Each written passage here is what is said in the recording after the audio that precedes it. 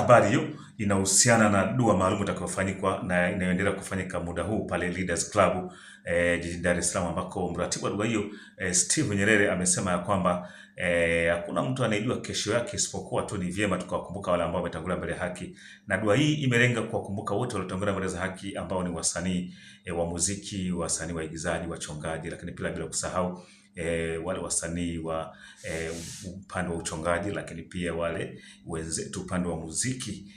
wa muziki wa injili, dansi, lakini pia hata ngoma za asili. Amesema kwamba hakuna anayejua kesho yake isipokuwa tu, hakuna namna isipokuwa tu ni kuwakumbuka wenzetu ambao wametangulia mbele za haki na kufurahi pamoja, kwa sababu kila mtu anajua kesho hakuna kitachomtokea zaidi tu ya kwamba ni kadari yake Mwenyezi Mungu. Lakini kwingineko pia kuhusiana na bendi ya African Stars Twanga Pepeta, ambao wao wanakwenda kwenye uzinduzi wa bendi hiyo tena ya albamu ya 16 ya bendi hiyo ambayo utafanyika pale Mlimani City tarehe 7 mwezi wa 8. Taarifa hii bwana amenigia